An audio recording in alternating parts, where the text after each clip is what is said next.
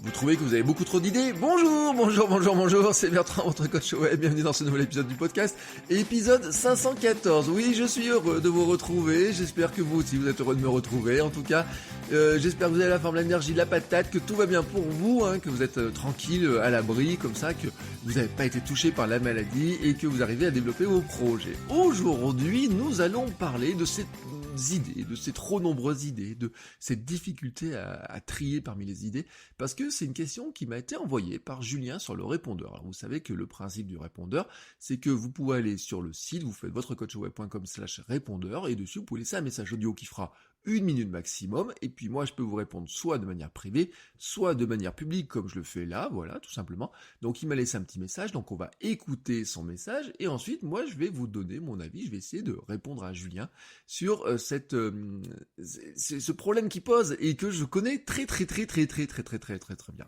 Bonjour Bertrand, je m'appelle Julien, je t'ai découvert récemment suite à ton passage dans le podcast Cameo. Et j'ai une question qui concerne justement les multipotentiels, puisque moi j'ai de multiples passions, tout m'intéresse. J'ai une réputation de couteau suisse. Concernant le blogging et la création de contenu, ça me pose un peu question, puisque voilà, dans les recommandations, il faut avoir quel est le persona de notre public type pour pouvoir s'adresser à lui directement. Mais moi, il y a tellement de choses que j'ai envie d'écrire ou de partager que ça me pose un petit peu question. Et donc, du coup, j'aimerais avoir tes conseils et tes retours sur ce sujet-là. Merci. Alors un grand merci Julien pour ce message et cette question. Alors d'abord il parle de l'épisode de podcast de Cameo. Alors Cameo c'est K-M-E-O, c'est un podcast sur le multipotentiel, sur les slashers. Et donc j'avais été invité dans l'épisode 18 qui était diffusé il y a pas très longtemps, je vous mets les liens dans les notes de l'épisode, où on avait parlé de plein de sujets, et notamment de ma capacité et de ma caractéristique à aborder plein de sujets et comment je voyais ça. Alors l'épisode est assez long, je vous le dis comme ça, il aborde beaucoup de sujets, et en fait il présente assez bien une des caractéristiques que nous avons quand nous sommes slashers, multipotentiels, on peut appeler ça de plein de choses comme ça, c'est qu'en fait, c'est un peu le bordel dans nos têtes, soyons honnêtes, c'est un petit peu le bordel dans nos têtes, je sais pas comment tu vois toi les choses Julien, je vais m'adresser à toi Julien parce que je te réponds à ta question, mais je sais pas vous si vous vous reconnaissez là-dedans. En fait j'ai mis longtemps à accepter ce fait, je suis encore en train de travailler dessus, parce que quelque part ça fait à la fois mon bonheur et mon malheur, donc je comprends très bien le problème, parce que c'est compliqué à aborder, et puis quand on arrive sur la création de contenu, c'est à la fois une force et ça peut être une faiblesse. Alors pourquoi une faiblesse? Comme le dit très bien Julien, c'est que finalement on devrait aller dans des comportements qui soient des niches, parce que à la fois YouTube, Instagram, le Google, etc. a beaucoup plus de facilité à nous mettre dans une case et de dire toi tu rentres dans telle case, si on a besoin d'un spécialiste de tel domaine, on sait que tu es là et donc on va te donner tes contenus à toi. Mais nous en fait ça fait notre malheur, parce que on a besoin de parler de plusieurs sujets. En fait le truc c'est qu'on a une pensée globale et pas vraiment séquentielle dans cette histoire-là, donc c'est des modes de pensée différentes, tout simplement. On pourrait parler de cerveau droit, de cerveau gauche, mais c'est plus compliqué que ça encore. Mais c'est tout simplement qu'en fait, on n'utilise pas tout à fait notre cerveau de la même manière. Et puis, ce qui est assez surprenant, c'est que si vous êtes séquentiel, c'est-à-dire que les choses s'enchaînent les unes derrière les autres, vous êtes capable de faire des plans, de rester sur un sujet, etc. Si vous êtes global comme nous, je sais pas comment on pourrait dire ça, en fait, le fait de faire un plan est devient compliqué, parce qu'il y a toujours une nouvelle idée qui vient en plein milieu, il y a des idées qui se catapultent les unes aux autres, et puis, en fait, les idées se construisent en se nourrissant de divers sujets. Alors moi, j'avais dit par ailleurs, quand je fais des tests, j'ai un caractère studieux, un comportement studieux, à apprendre des choses, etc. Mais pas apprendre des choses juste sur la création de contenu. Par exemple, vous pourriez penser que je passe ma journée à lire des livres de marketing, etc. Et alors, c'est pas du tout le cas. Je peux lire des livres sur n'importe quel sujet, mais en fait, le truc, c'est que je prends un livre dans une bibliothèque, alors la mienne, ou quand on peut sortir n'importe quelle bibliothèque, je peux feuilleter des trucs en me disant, tiens, ça me donne une super idée de sujet pour parler de ça, Parce qu'en fait, nous avons plein de sujets en tête, plein d'envies, plein de projets, et surtout, c'est que nous pensons que nous sommes tous capables de les réaliser. Oui, nous sommes persuadés, nous avons la capacité de les réaliser, nous en sommes capables. Alors, parfois, en fait, on est un petit peu optimiste dans cette histoire-là. Des fois, on se dit, tiens, j'ai telle idée, et puis, en fait, ce qui nous manque souvent, alors je sais pas, Julien, si tu te reconnaîtras là-dedans, Mais souvent, ce qui nous manque, en fait, c'est la capacité à passer à l'action. C'est-à-dire de dire que d'un côté, j'ai eu l'idée, et de l'autre côté, c'est comment je la mets en action. Alors c'est pour ça que l'un des conseils, notamment quand on est global, comme ça, un petit peu comme nous, ça serait d'avoir quelqu'un à côté de nous qui soit beaucoup plus séquentiel, et c'est-à-dire qu'il y en a un qui produit les idées, et l'autre qui les met en route. En tout cas, vous voyez, c'est un petit peu ce binôme-là.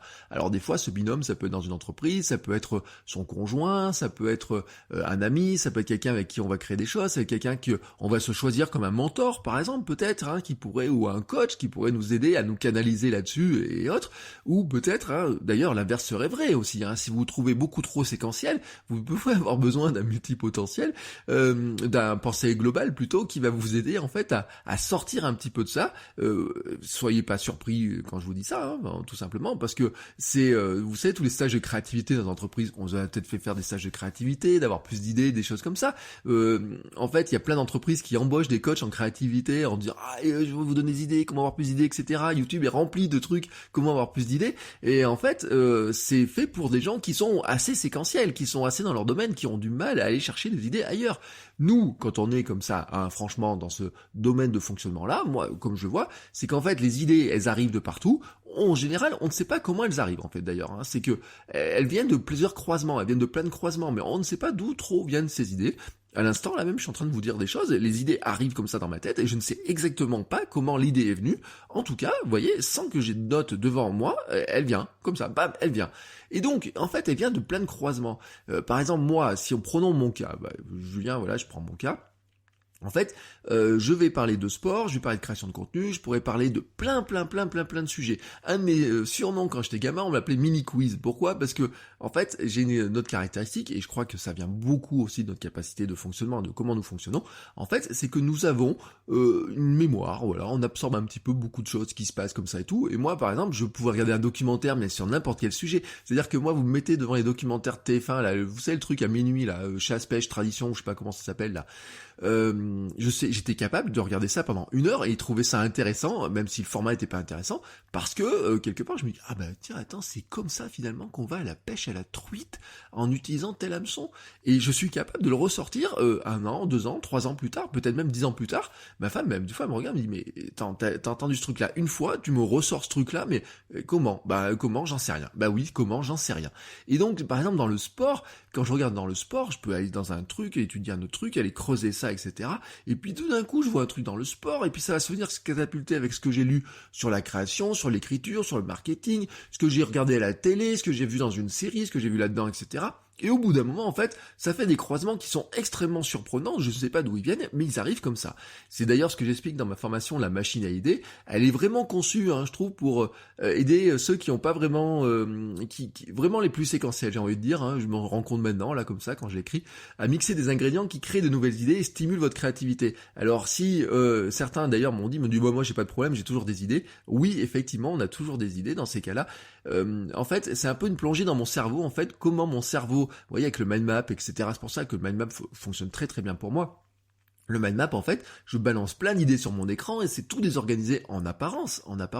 Petit à petit, ça va se réorganiser, je vais y reclasser, y remettre, etc. Moi, j'ai pas de plan, vous voyez, j'ai pas un plan en disant, tiens, je vais faire ça, dans tel ordre, etc. Je me force à essayer de mettre des choses dans certains plans, parce que notamment pour les formations, c'est quand même beaucoup plus pratique à suivre s'il y a un plan, soyons honnêtes. Mais souvent, d'ailleurs, je suis obligé de me brider en me disant, attends, si t'as pas parlé de ça et que tu dois parler de ça, comment tu vas faire, etc. Vous voyez, ce fonctionnement-là, c'est pour ça que d'ailleurs dans la machine à idées, en fait, je mixe des ingrédients mais de plein de formes différentes, et que en fait à la fin de la formation, je me rends compte qu'en fait, je mixe pas seulement 2 ingrédients, j'en mixe 3, 4 ingrédients en même temps, et je vous montre exactement comment je fais. Bon, je vous mets les liens dans les notes de l'épisode si ça vous intéresse de voir un petit peu comment ça fonctionne.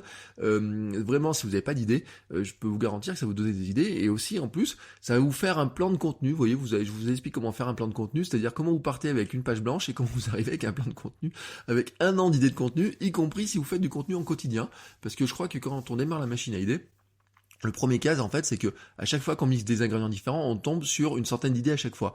Donc, au bout d'un moment, vous pouvez vous retrouver avec 200, 300 idées, comme ça. Je sais pas, j'ai pas calculé exactement, mais j'ai fait des travaux avec mes étudiants et on arrivait à peu près à ce chiffre-là, vous voyez, assez facilement, en mixant 10 ingrédients d'un côté, 10 de l'autre, comme c'est des matrices, on arrive à 100 idées en quelques minutes. Bon, allez, j'ai fini avec ça. Revenons à ta question, Julien. Comment faire quand on est comme ça? Eh ben, en fait, il faut accepter ce fait. Voilà, en fait, tout simplement, hein, car tu sais que dire non à un projet ou une thématique, c'est aussi un déchirement. Ça nous déchire le cœur de dire, ouais là, mais je peux pas parler de ça, mais j'ai tellement envie de parler de ça, mais pourquoi je peux pas parler de ça? Tu vois, on sait, c'est un déchirement, cette histoire-là. On n'arrive pas à se concentrer sur une niche. C'est compliqué de se concentrer sur une niche parce qu'en fait, on est tenté d'en sortir en permanence. Nous dire, attends, toi, tu rentres dans une case et tu vas rester là-dedans, dans ta case, pendant 1 an, 2 ans, 3 ans, 4 ans, 5 ans, 10 articles, 20 articles, 50 articles, 100 épisodes de podcast. Ouh, c'est compliqué cette histoire-là. Même si vous écoutez les uns et les autres, vous reprenez tous les épisodes de votre coach web, je sais que certains ont écouté tous les épisodes, hein, les 514 épisodes, si on compte celui-ci, plus les bonus, les suppléments, etc., on doit être à 520. Vous savez que j'ai abordé plein de sujets et que je ne parle pas franchement que de création de contenu, que de marketing, que d'entrepreneuriat, que des fois j'ai parlé de sport, j'ai parlé de ma fille, j'ai parlé comment je fais des Lego, je pourrais vous parler comment j'ai joué au Capla et comment jouer au Capla, ça me donne de nouvelles idées. C'est un petit peu infini cette histoire-là. Et c'est ça qui est intéressant en fait, c'est vraiment ça qui est intéressant. Mais en fait, comment on fait dans ces cas-là? Eh ben, je te propose un truc, c'est tout simplement de réfléchir différemment. En fait, tu peux jeter toutes les thématiques que tu as, tu peux les mettre sur une feuille comme ça, là, elle est posée comme ça sur une feuille, tu peux, vas-y, pose-les sur une feuille, tu regardes ta feuille, et maintenant tu regardes le point commun entre toutes ces thématiques. Et il y a un truc qui va t'apparaître très clairement, c'est que le point commun, c'est toi. Bah oui, c'est toi et ta manière de les aborder. C'est toi et ta manière potentiellement de les aborder. C'est-à-dire qu'en fait, là où certains vont se dire, moi je n'ai des idées que dans une thématique, moi je ne veux parler que d'un sujet, toi, ce qui va se passer, c'est que tu vas balancer plein de thématiques, et que dans toutes ces thématiques, tu vas te dire, il n'y a pas de point commun en apparence, sauf, c'est comment moi je vais les traiter. Autrement dit, au lieu de te concentrer sur la thématique, tu vas te concentrer sur ton personnage, de qui tu es toi, et de faire en sorte que les gens ne te suivent pas pour ta thématique, mais pour qui tu es toi. On va paraphraser la phrase d'un certain équipementier très connu, Just do you. Juste sois toi. Oui, ça se dit pas bien en français, c'est pour ça que le just do you, c'est pas mal, mais tu comprends exactement le principe, et vous comprenez tous le principe. Qu'est-ce que ça signifie exactement? Eh bien d'abord, c'est qu'on définit les caractéristiques qui nous déterminent le mieux. Et dis-toi qu'il y a forcément quelque part dans ce monde des personnes qui vont se reconnaître dedans. T'as pas besoin qu'il y ait des dizaines et des dizaines de milliers, t'as pas besoin qu'il y ait des centaines de milliers de personnes qui se reconnaissent là-dedans, mais tu peux en avoir quand même un certain nombre qui peuvent se reconnaître là-dedans. Je te donne un exemple que j'aime bien, c'est Olivier Chambon, alias Babozor, alias La Grotte du Barbu. Je mets le lien dans les notes de l'épisode. Si vous allez voir sa chaîne YouTube, il y a quand même 55 000 abonnés, donc ça veut dire quand même il est pas tout seul dans son monde, et que, en fait, il partage de quoi? Bah, des sujets de bricolage, de comment il a fait ça, etc. Mais il bricole avec, alors il y a la musique, il y a son style, il y a sa barbe, il y a son look, sa manière de parler, il y a plein de choses. C'est un personnage en fait, c'est vraiment un personnage. Il peut aborder n'importe quel sujet, il va l'aborder avec le personnage tel qu'il est. D'ailleurs, un jour, il a fait des sujets sur la créativité, après il vous explique comment utiliser une ponceuse, comment monter une table, comment faire un bracelet en cuir, comment faire du bricolage, comment...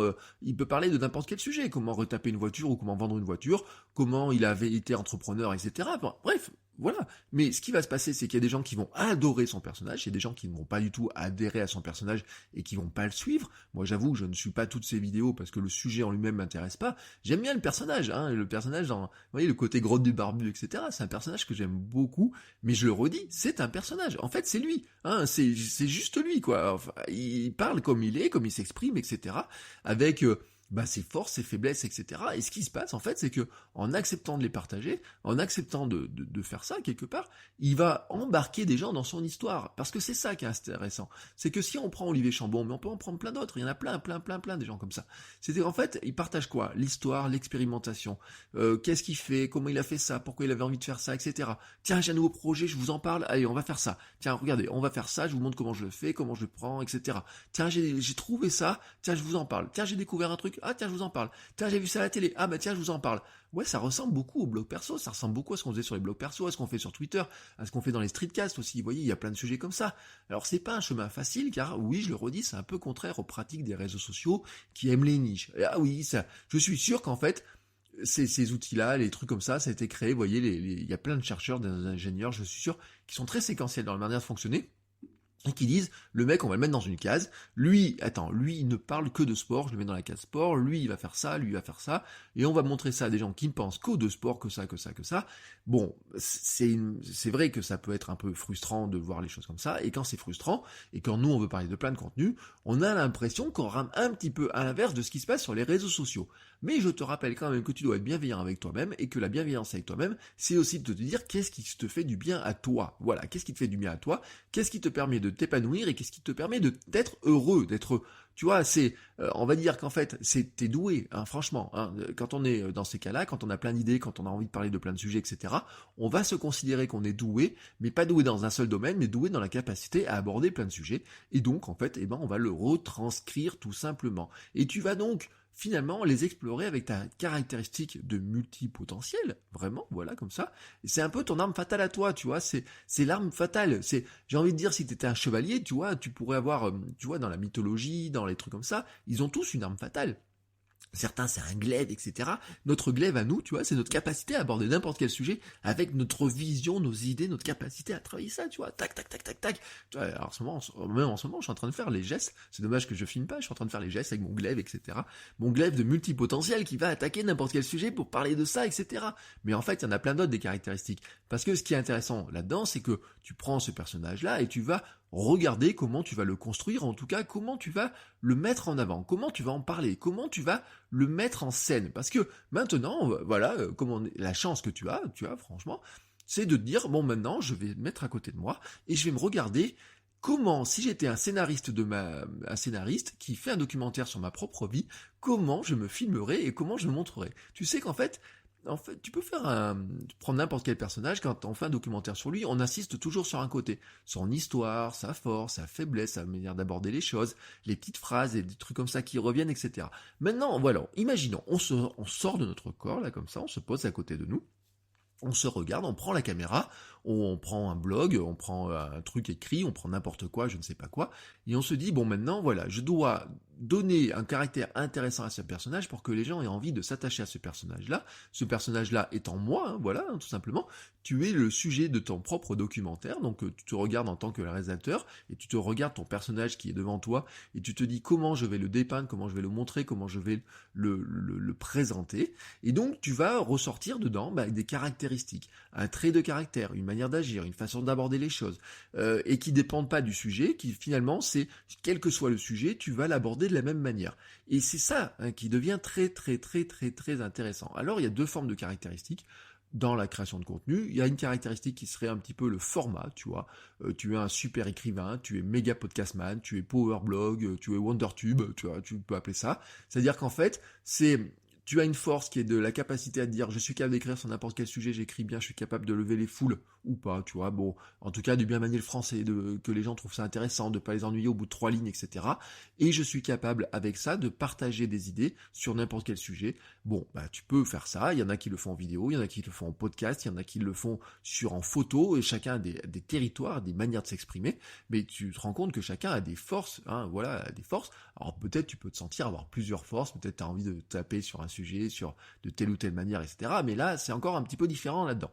Mais à mon sens, c'est pas suffisant cette histoire-là, il faut aller un petit peu plus loin là-dedans. Ce qu'il faut en fait, c'est que il te faut une force que tu mettes en avant et qui devienne aussi ta marque de fabrique en termes d'angle d'attaque des sujets. Tu vois, c'est un petit peu ton glaive à toi. C'est-à-dire que t'as une forêt face à toi, une jungle comme ça, t'es face à la jungle avec tous les sujets que t'as envie d'aborder, et tu te dis maintenant comment je vais tailler, voilà, tu prends ta machette, hein, on va changer, on enlève le glaive, on prend une machette, tu dis comment maintenant dans cette jungle de sujets je vais tailler mon chemin et comment je vais faire ça. Et en fait ça veut dire que tu vas avoir une caractéristique, tu vas avoir des caractéristiques, tu peux en choisir plusieurs, je vais t'en donner quelques-unes, tu vois, par exemple tu pourrais être le testeur fou, c'est-à-dire que tu testes tout, tiens je vois un truc je le teste, je vois un truc je teste, je fais tous les tests qui passent, hein, tout ce que je veux tester je teste. Tu peux être le bricoleur, hein, pour revenir sur Babozor, Olivier Chambon, tu peux être le penseur, celui qui réfléchit beaucoup au truc, il va essayer de décortiquer, de revoir les choses, le différent, celui qui pense toujours à l'inverse des autres, oui on pourrait appeler ça aussi le révolutionnaire un petit peu, tu vois. Tu pourrais être aussi le vulgarisateur, c'est-à-dire celui qui a une capacité à prendre n'importe quel sujet et à l'expliquer, à le creuser, à vraiment prendre n'importe quel sujet. Et tu sais, dans le monde du podcast, par exemple, si tu écoutes certains podcasteurs, je pense à des gens, je pense à quelqu'un comme Patrick Béja, je pense aussi à des gens comme Guillaume Vendée, par exemple, sont des gens qui sont capables de vulgariser n'importe quel sujet, sont capables de l'expliquer, de prendre du temps de l'expliquer. En fait, d'avoir aussi envie de prendre du temps de l'expliquer et d'être capable de le faire, de prendre le temps d'expliquer les choses, là où parfois, des fois, certains ont envie de prendre des raccourcis en disant les choses sont ainsi. Non, il y a des gens qui sont plus vulgarisateurs, tu vois. Tu pourrais être aussi le cas de l'optimiste, le philosophe, celui qui a de l'énergie, tu vois, qui tac, tac, tac, tac, tac, toujours l'énergie, qui bondit dans tous les sens. Celui qui est en colère. Alors moi je l'aime pas, celui qui est en colère. Hein, ma fille joue avec les monsieur madame, et madame tout va mal. Non, c'est monsieur tout va mal. Ou madame jamais contente aussi, tu vois, c'est des personnages, et je les aime pas trop, moi, parce qu'ils sont jamais contents, ils font la gueule, etc. Bon, mais tu peux être celui-ci, tu vois, je veux dire... José Bové, quoi, enfin révolutionnaire. C'est un personnage en tant que tel, et en fait il a un point d'attaque. Et sur internet tu as des gens qui sont toujours en colère. J'ai perdu le nom là de celui qui râle tout le temps là, qui est toujours en colère là, qui a une grosse audience, qui fait des vidéos comme ça face écran. Tu peux avoir des gens comme ça. Si tu regardes sur YouTube, en fait, tu en auras plein des personnages de ce type-là. J'ai oublié l'organisé, le bordélique, le très organisé, le très bordélique. Tu peux avoir un truc. En fait, la caractéristique, c'est qu'ils sont toujours, on pousse toujours un petit peu plus la caractéristique jusqu'au bout. C'est-à-dire qu'on va aller un petit peu, je dis pas au-delà de ce que tu es, mais en fait, vraiment, tu vas insister dessus, quitte vraiment, des fois, à dire, ah oui, mais alors là, vraiment, vous voyez à quel point c'est pénible, etc. Je suis super organisé, mais regardez, à tel point, je suis tellement organisé que ça devient insupportable. Je suis tellement passionné par les sujets que j'en ai marre d'être passionné, quoi. Ça me pose trop de problèmes, etc. Tu vois un petit peu la démarche de ce que je veux dire. Si tu observes un petit peu les personnalités médiatiques, publiques, les influenceurs aussi d'ailleurs, tu vas retrouver ces caractéristiques, en fait. Tu vas prendre chacun des gens que tu suis, que tu regardes, etc. Tu vas reconnaître des caractéristiques et tu vas dire, ah oui, alors effectivement, lui, il peut parler de n'importe quel sujet, mais il va le faire sur tel ou tel angle. Prenons un exemple. Casey Neistat, Gary Vaynerchuk sont capables de parler de pratiquement n'importe quel sujet. Casey Neistat, franchement, a parlé de n'importe quel sujet sur son truc. Et quand il parle d'organisation, il parle d'entrepreneuriat, il parle de sport, il parle de parentalité, il parle de plein de sujets en vidéo, qui est sa grande marque de fabrique, c'est d'être capable de raconter des histoires en vidéo. Donc ça, c'est une des forces. Et ensuite, c'est aussi j'ai envie de dire, sa marque de fabrique, c'est l'énergie qu'il va mettre dedans. C'est le côté, je rentre dedans, je vais faire les choses, je suis dynamique, je suis déterminé à faire les choses. Gary Vaynerchuk, c'est pareil. Mais maintenant, rentrons un autre personnage dans notre histoire. Allez, prenons Seth Godin. Bon, Seth Godin, je pense qu'il peut parler de tous les sujets qu'il veut, mais Seth Godin, il est plus posé. C'est pas un gars. Hier, je regardais encore son live, il s'enflamme pas, quoi. Seth Godin, c'est quelqu'un qui réfléchit, qui est plutôt un penseur, qui est plutôt très philosophe sur sa manière de voir les choses, etc. Et bon, lui, il parle beaucoup de marketing, mais il a parlé d'entrepreneuriat, il a parlé de création de contenu, il a créé des entreprises, etc. Et il pourrait parler de plein de sujets. Mais je pense que si on leur dit, parle-nous de sport. Seth Godin, est-ce que vous faites du sport? Je sais pas. J'aurais dû lui poser la question dans le live. Et on parle à Casey Neistat, est-ce que Casey Neistat, vous faites du sport? Bon, Casey Neistat, on lui demande, tu fais du sport? Et je pense qu'il prend sa montre, il va courir. Il prend ses baskets, il va courir. Seth Godin, qu'est-ce qu'il ferait? Bon, ben, Seth Godin, il va plutôt être dans le truc, alors oui, quand on fait du sport, ça fait parler de notre cerveau, etc. Il va faire un billet de blog. Voilà. Et ben, il y en a un qui va le penser, qui va peut-être en faire, mais qui va aussi penser les choses, etc., de ce qu'il a vu, de comment il va le réfléchir, etc. Et l'autre, en fait, il va commencer par aller faire ses 10 ou 15 ou 20 bornes. Je rappelle quand même qu'il a fait des marathons, etc. Et puis, ensuite, derrière, il va peut-être en reparler aussi. Mais en fait, ce qui va se passer, c'est que dans les deux cas, si on apprécie ces personnages-là, et on peut apprécier les deux, il y a des gens qui vont apprécier l'un, pas l'autre, etc., c'est que, en fait, ils vont pas le faire. Enfin, c'est-à-dire que si Casey Neistat se mettait à faire du Seth Godin, et si du Seth Godin faisait du Casey Neistat, il y a un truc qui marche pas. Mais en fait, ce qui est intéressant, c'est qu'ils ont pas le même format, ils ne parlent pas de la même manière, mais ils ont chacun construit une audience. Alors eux, je prends des grands cas qui ont des grosses audiences. Je te parle d'Olivier Chambon qui a 55 000, c'est beaucoup plus bas. Hein. On parle pas de gens qui ont... Olivier Chambon, par rapport à Casey Neistat, il est tout petit. Je parle pas physiquement, mais en termes de suivi, il est tout petit.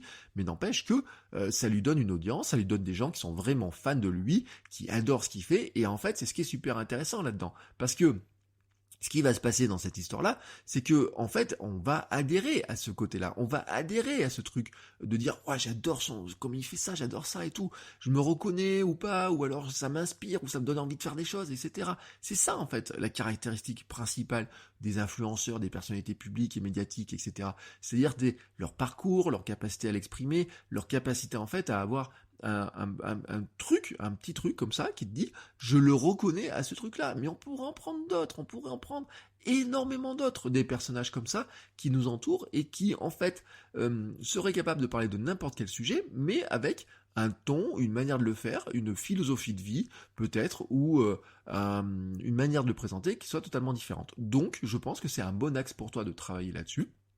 Vraiment, tu vois. Et en fait, là où je te dis que c'est intéressant, c'est que les gens vont se reconnaître là-dedans. Chez moi, c'est mon côté énergie, positif, etc., qui remonte assez fort, etc., créativité, entrain, la volonté de faire des choses, etc. Et c'est une caractéristique assez reconnue, parce que, par exemple, je te prends un exemple de commentaire sur Apple Podcast. Je vous remercie tous au passage pour les commentaires sur Apple Podcast. Et si vous ne l'avez pas fait, allez tout de suite sur Apple Podcast, hein, comme ça vous mettez en pause et vous revenez après. Et qui dit, comme ça, j'adore l'intro et cette énergie à travers le micro. Bertrand nous emmène avec lui dans ses histoires pleines d'inspiration. Merci. Donc tu vois, très clairement, là-dedans, on parle pas de création de contenu, on parle pas de marketing, on dit pas « Ouais, ça m'a aidé à monter mon blog » ou quoi que ce soit. Non, des histoires pleines d'inspiration, énergie. Tu vois, vraiment, le côté personnage. C'est pas un personnage que je me suis inventé. Et un matin, je me suis pas réveillé en disant « Ouais, je suis plein d'énergie, etc. » Non, en fait, il s'est imposé à moi. Alors bien sûr, mon parcours fait que mon énergie s'est réveillée, que quand j'étais un gros hamster sur mon canapé, j'étais pas très énergique, et que maintenant, enfin, avec le sport, avec mon alimentation, avec mon mode de vie, avec ce que je fais, avec la manière de le faire, etc., j'ai plus d'énergie, donc ça s'est développé, je le mets plus en avant, etc., et c'est vrai que je tape dessus, j'amplifie dessus. Ce matin, j'ai fait une photo, j'ai fait du vélo, à 5h30, je faisais du vélo, j'en parle sur Instagram, je le partage, etc., mais je me lève pas à 5h30, histoire de dire, oh punaise, alors aujourd'hui, j'aurais dit que je faisais ça et tout. Non! Hein, je te rappelle, le juste soit toi, quoi. Enfin, c'est con, j'arrive pas à le traduire, mais on va en faire un t-shirt. Juste sois toi, c'est ça, c'est en fait de dire, tu vas pas te forcer à être un testeur fou si t'es pas un testeur fou, bricoleur comme Olivier.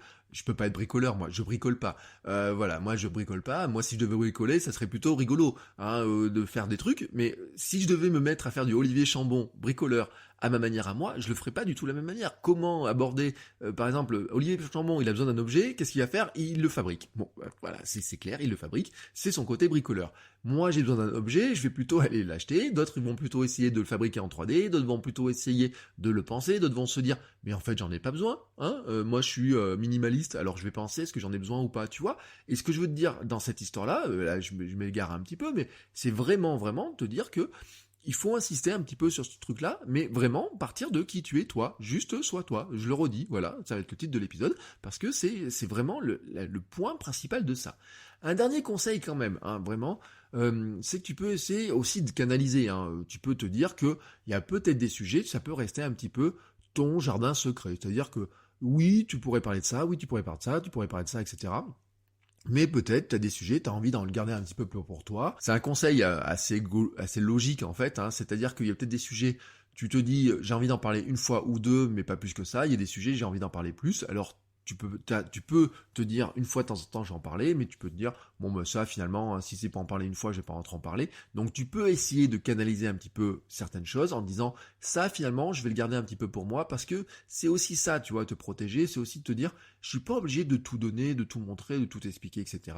J'ai beau vouloir parler de plein de choses, il y a 2-3 thématiques, des angles d'attaque, je vais le faire à ma manière, et puis il y a des choses, bah, je vais les garder pour moi, parce que ça reste mon jardin secret, et si un jour je veux le faire sortir, je le ferai ressortir, parce que c'est la chance que l'on a, c'est vraiment la chance que l'on a dans cette histoire-là, c'est que comme t'es pas enfermé dans une thématique, comme tu es finalement dans ton personnage, du jour au lendemain, tu peux ajouter un élément dans ton personnage. Je veux dire que ton personnage, par exemple, jusqu'à maintenant, il faisait pas de sport, etc. Mais tout d'un coup, tu te mets à faire du sport. Tu peux très bien inclure le sport là-dedans et te dire, je vais faire du sport. Comme tu pourrais très bien dire, avant je bricolais pas, mais maintenant, tiens, j'ai besoin de bricoler, je vais hop, j'aborde une thématique bricolage, mais avec ma manière d'être et ma manière de faire, etc. Et tu es capable d'un coup de le faire sans que finalement les gens sont peut-être un peu surpris, il va falloir que tu leur expliques, mais c'est là où on va rentrer dans l'histoire, dans le storytelling, dans raconter des histoires, dans comment tu le fais, comment tu amènes les choses, et comment tu construis ça, comment tu vas construire ça, non pas juste dans un billet de blog ou un épisode de podcast ou de vidéo, mais comment tu le construis d'épisode en épisode, comment tu fais passer les gens dans l'histoire, d'épisode en épisode, de chose en chose, comme ça, tu vois. Et donc c'est vraiment l'une des forces de tout ça, c'est ça, c'est que finalement t'es pas enfermé. Tu peux garder des choses pour toi, et un jour tu peux décider de les sortir, tu peux les renfermer, tu peux dire bah voilà, je vous ai beaucoup parlé de ça, mais finalement j'arrête de parler de ça, puis maintenant je vais prendre ça, je vais prendre ça, je vais prendre ça, etc. Et vraiment, on a des gens, vraiment, quand tu regardes autour de toi, tu vas te rendre compte que t'as beaucoup de gens que tu suis, si tu adores les suivre, c'est surtout avant tout pour qui ils sont, plutôt que pour leur thématique, plutôt que pour ce qu'ils partagent, vraiment pour ce qu'ils sont, pour comment ils sont et comment ils le font. Bon, à ce stade, j'espère en tout cas que j'ai répondu à ta question. J'espère que je t'ai pas embrouillé plus que ça, mais tu vois, c'est ma manière de voir les choses, voilà, très clairement de voir les choses. Et je vais finir donc par 2 citations, parce que je trouve qu'elles vont extrêmement bien. Alors il y en a une qui est très connue, c'est Oscar Wilde. Soyez vous-même, les autres sont déjà pris. Hein, voilà, donc celle-là, on la connaît très bien. Et puis une autre d'Épictète, n'argumente pas ta philosophie, incarne-la. Et vraiment, c'est extrêmement intéressant. C'est-à-dire que voilà, tu dois, et c'est vraiment ce que je dis, tu es ce que tu fais, voilà, vraiment, et c'est un conseil pour tous, rappelez-vous, vous êtes ce que vous faites, c'est en faisant les choses que vous devenez quelque chose finalement, j'en parle dans la création de contenu, si vous voulez faire du podcast, c'est en enregistrant des épisodes de podcast que vous devenez podcasteur. Vous êtes podcasteur du moment que vous avez enregistré votre premier épisode de podcast. Vous êtes youtubeur du moment que vous avez fait votre première vidéo sur YouTube.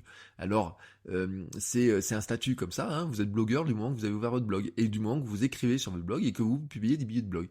Et vraiment, là-dedans, c'est vraiment ce que je voulais venir là-dedans, c'est de dire qu'en fait, on a nos personnalités, on a nos caractéristiques, on a notre vision de la vie, notre manière d'aborder les choses, etc. Et ce que l'on doit partager quand on construit notre marque personnelle, c'est vraiment de taper là-dessus. On n'est pas forcément, que vous soyez multipotentiel ou pas, que vous vous sentiez un petit peu perdu, que vous ayez envie de parler plein de sujets ou pas de plein de sujets. En fait, le point principal qu'il faut garder, en fait, on parle beaucoup d'authenticité, vous savez que moi je préfère le mot sincérité, c'est vraiment de se dire comment je raconte ça avec mon état d'esprit à moi, ma manière d'être, et comment je le raconte moi en étant moi. C'est-à-dire que, je vous rappelle, je reprends cette image-là, parce que je la trouve pas mal finalement, c'est que si finalement vous imaginiez que vous mettiez en scène votre vie, votre passion, ce que vous aimez faire en vidéo ou en documentaire façon un journaliste ou un réalisateur, et ben si vous mettez à côté de vous et que vous demandez comment vous présenteriez votre personnage à de l'audience, et ben comment vous le filmeriez, quelles seraient les caractéristiques que vous mettrez en avant, quels seraient ses points d'histoire, quelles seraient ses manières de faire, etc. Et vraiment, vous verrez que à un moment, il y a des choses qui vont ressortir, qui vont être très nettes pour vous, et ça va vraiment vous aider à répondre à ce type de questions qui sont parfois presque insolubles, et j'en prends un peu pour témoin mes tergiversations autour par exemple de qu'est-ce que je mets sur mon compte Instagram, qu'est-ce que je mets sur ma chaîne YouTube, est-ce que je dois avoir une chaîne YouTube ou deux, est-ce que je dois avoir un podcast ou deux, est-ce que je dois avoir un compte Instagram ou deux. Il y a plein de tergiversations comme ça qui sont potentielles, et même après avoir choisi, on n'est jamais sûr que ce soit le bon choix, parce que je vous rappelle que choisir c'est renoncer à quelque chose, et que des fois on a du mal à renoncer à certaines choses. Je vous laisse donc sur ces notes un petit peu philosophique. Vous voyez, c'est un épisode qui est un peu plus long que ce que j'avais prévu, mais comme encore une fois, il se fait partie des épisodes qui sont faits sans notes d'épisode ou quasiment, donc maintenant je vais avoir beaucoup de mal à vous faire des notes de l'épisode que vous retrouverez en tout cas sur votrecoachweb.com/514 qui est sur le site. Vous retrouvez tous les épisodes avec leur numéro, donc vous faites votrecoachweb.com/ le numéro de l'épisode, donc la 514, il y aura normalement les notes de l'épisode. Je sais pas trop ce que je vais pouvoir mettre dedans, parce que comme je suis parti, et puis je vais pas réécouter les 32 minutes d'enregistrement tout de suite, donc comme je suis parti un peu dans tous les sens, et ben voilà, c'est comme ça, mais vous avez l'essentiel. Je vous remettrai au moins les citations, les 2-3 liens vers Cameo, la grotte du barbu, les choses comme ça, et je vous souhaite à tous une très belle journée. Je vous remercie à tous pour vos messages, vos commentaires sur iTunes, vos soutiens sur Patreon, l'achat des formations, etc. Merci à tous. Gardez l'énergie, soignez votre énergie, entretenez votre énergie et surtout progressez tous les jours. Ciao les créateurs.